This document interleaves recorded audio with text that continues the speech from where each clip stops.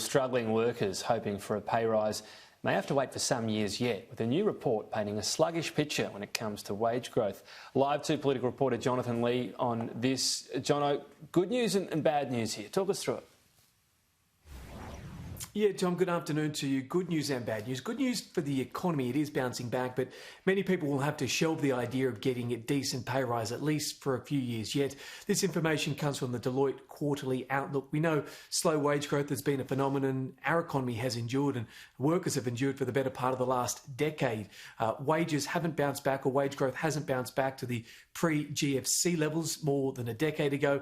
In fact, when we look at pre-COVID, we were going slightly above 2%. Deloitte now predicting that we won't see wage growth bounce back to that 2% level for 4 to 5 years. They say unemployment is hovering around 942,000 people without a job. They expect it to dip back to 6.5% this year. They're optimistic, but the opposition wants to see more security for those doing it tough. It pointed to a patchy and uneven recovery defined by even weaker wages for some years to come. Now, we want the economy to recover strongly. We welcome any encouraging signs in the economy, but for it to be a good recovery, the right kind of recovery, we need to make sure that there's job security and wages growth for ordinary working families.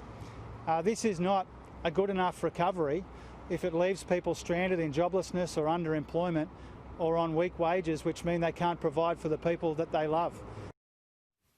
Now, Tom, you interviewed Chris Richardson from Deloitte, senior economist, a short time ago. He made the point that Australia, by comparison to many other nations, is doing exceptionally well. Perhaps 4 or 5 other nations are in a similar boat to us, including New Zealand. He says that while we've made mistakes, we certainly haven't made the number of mistakes of some of our allies. Let's have a listen.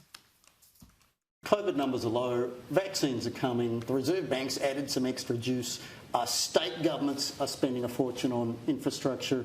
Job results so far, out of all the jobs we lost when this hit, we've got 6 out of every 7 back already. And things like iron ore prices riding very, very high. That combination leaves Australia pretty well positioned. Yeah, Tom, amongst the border closures and the doom and gloom, it is a sense of optimism that many of us are looking to cling on to. Tom? Jonathan Lea, thank you.